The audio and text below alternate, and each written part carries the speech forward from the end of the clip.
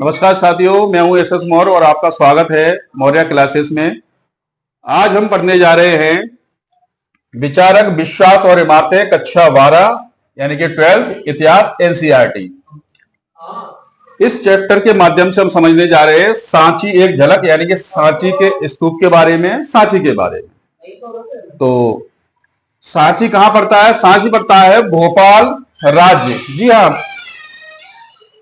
स्वतंत्रता से पहले हमारे भारत में 565 छोटी छोटी रियासतें थी, छोटे छोटे राज्य थे। ठीक है, इसीलिए ये शब्द लिखा गया है भोपाल राज्य। तो ये कहां आता है? भोपाल राज्य के सबसे प्राचीन अवशेषों में अद्भुत इमारतें। तो ये इमारतें कैसी हैं? अद्भुत। क्योंकि आपने इमारतें देखी हैं तो वो एक मकान की इमारत अलग टाइप की होती है, लेकिन इस तरह से ये एक अंडा आकार है तो ये कैसी है? अद्भुत लग रही है। चलिए आगे। अब यहां देखते हैं सांची कनखेड़ा। जी हाँ, इसका पूरा नाम है सांची कनखेड़ा की इमारतें। सांची कनखेड़ा में पहाड़ी है, पहाड़ी की तलहटी में ये स्तूप बना हुआ है। इसकी खोज कब हुई? तो इसकी खोज हुई है 1818 ईस्वी में इसकी खोज हुई। ये किसने बनवाया? तो मौर्य साम्राज्य, आपने नाम सुना होगा मौर्य वंश का। तो मौर्य वंश का शासक, प्रसिद्ध शासक सम्राट अशोक। तो ये किसने बनवाया? सम्राट अशोक। जी हाँ, सम्राट अशोक द्वारा ये बनवाया गया है और ये भोपाल से लगभग 20 किलोमीटर की दूरी पर है, उत्तर पूर्व दिशा में। चलिए आगे चलते हैं। अवशेषों का निरीक्षण। जी हाँ, इसके जो अवशेष मिले हैं ये पूर्ण रूप से हमें नहीं मिला है। ये इसके जो तोरण द्वार थे, 4 तोरण द्वार थे, उसमें से एक बचा है, बाकी जो है अवशेषों के रूप में मिले हैं। ये अंडा है, जो ये दिख रहा है अंडाकार, ये जरूर मिला है। तो ये अवशेष है, इनके बारे में किसने निरीक्षण किया? तो ये है अलेक्जेंडर कनिंघम। जी हाँ, अलेक्जेंडर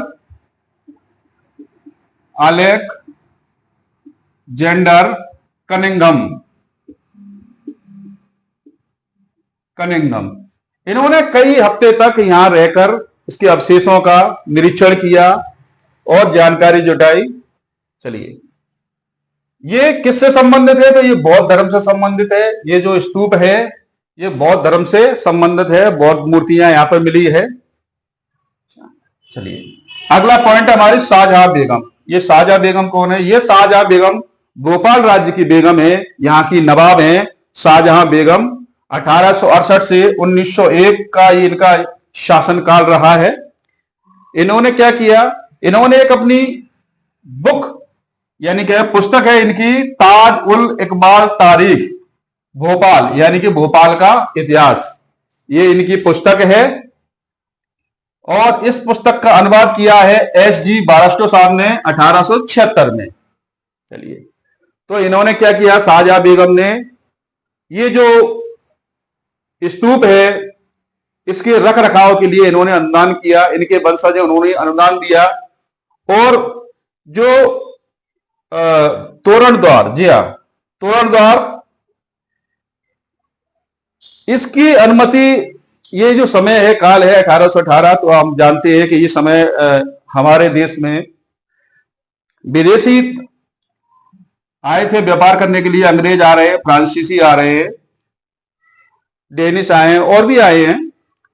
तो ये लोग क्या है, संग्रहालय में ले जाने के लिए तोरण द्वार की मांग कर रहे हैं कि तोरण द्वार आप हमें दे दीजिए, इसको हम कहाँ है, इंग्लैंड के संग्रहालय में या पेरिस के संग्रहालय में ले जाके इसको रखेंगे। तो शाहजहां बेगम ने क्या किया?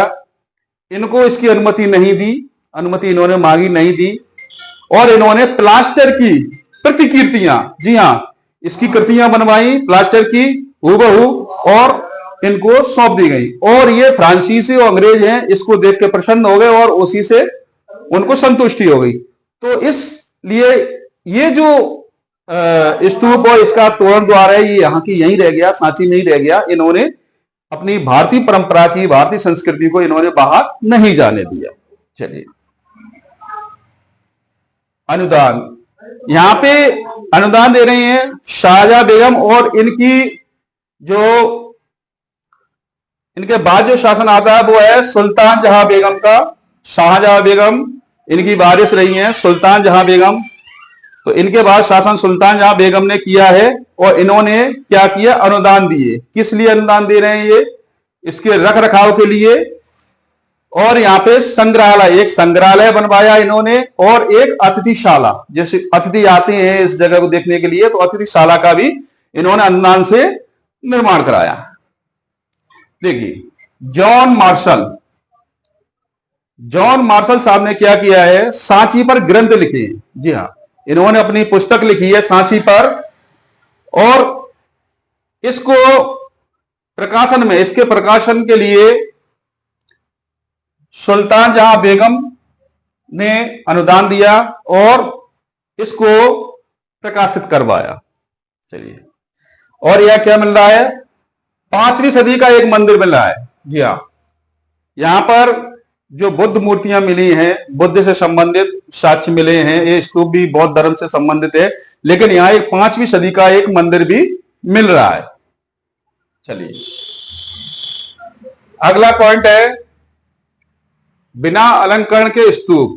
जी हां, ये जो स्तूप है इसमें अलंकरण नहीं पाए गए हैं। कौन सा, सांची और भरहुत, ये 2 स्तूप ऐसे हैं जिनमें अलंकरण नहीं पाया गया। केवल और केवल कहां पाया गया है, ये वेदिकाएं हैं जिसे रेलिंग बोलती हैं, वेदिकाएं, और जो तोरण द्वार है उसमें हल्का सा अलंकरण मिल रहा है, बाकी स्तूप पे अलंकरण नहीं मिल रहा है। चलिए, अब अलंकरण वाले जो स्तूप है वो कौन कौन से हैं, ये तो हो गया बिना अलंकरण का, और ये अलंकरण वाले हैं और ताक वाले हैं। कौन कौन से, अमरावती, और अमरावती के बाद में पेशावर, शाहजी की डेरी। जी हाँ, अमरावती ये आंध्र प्रदेश में है, पेशावर, शाहजी की डेरी में कई स्तूप पाए गए। ये कहां है, ये पाकिस्तान में है। तो ये अलंकरण युक्त है। और ताक मतलब होता है छज्जा, इसमें छज्जे लगे हुए पाए गए और अलंकरण पाया गया है। चलिए, इनका निर्माण समय क्या है, तो निर्माण 2री शताब्दी ईसा पूर्व में भरहुत, सांची और सारनाथ ये बनके तैयार हो चुके थे।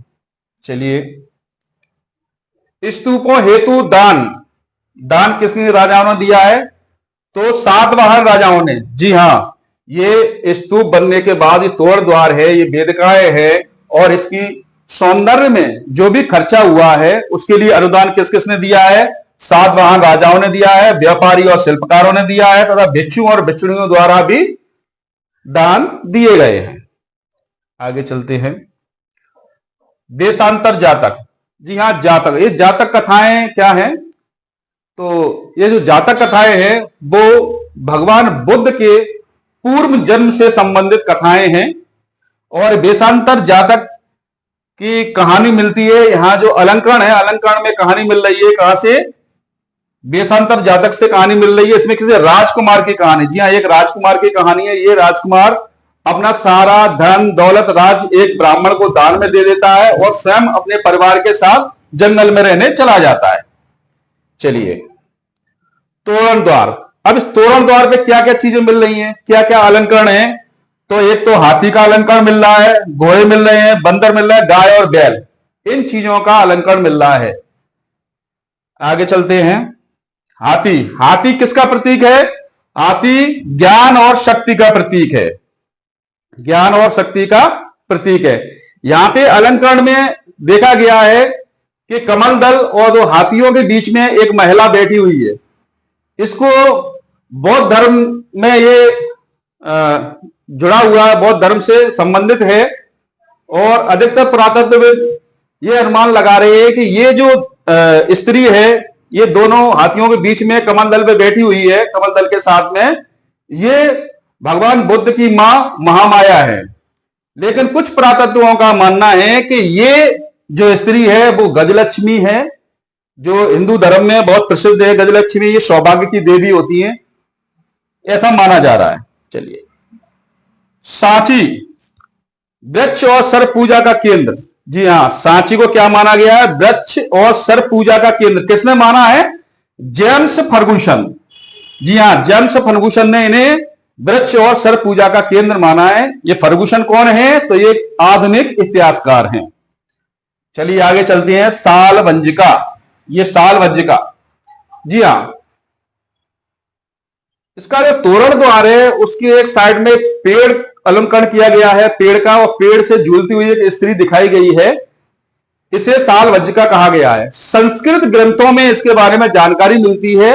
इसे बहुत शुभ माना जाता है, और यह स्त्री अगर किसी पेड़ को छू लेती है तो उसमें पुष्प खिलने लगते हैं, उसमें फल आने लगते हैं, ऐसा माना जाता है। ये एक शुभ प्रतीक मानी जाती है। चलिए आइए अब हम जानते हैं स्तूप के बारे में। तो स्तूप का ये जो भाग है इसको बोलते हैं वेदिका। ये वेदिका है। ये जो भाग है ये अर्ध अंडाकार है, इसलिए इसको क्या है, अंड कहा गया है। इसे क्या कहा गया है, अंड। चलिए ये जो भाग है छज्जे नुमा, इसे देव स्थान माना गया है, देवताओं का स्थान माना गया है। इसको बोलते हैं हर्मिका, हर्मिका। और ये जो मस्तूल निकला हुआ ऊपर, इसको बोलते हैं यष्टि। ये यष्टि है, ये हर्मिका है, ये अंड है, ये वेदिका है। और ये पूरा माना जाए तो क्या है, ये स्तूप।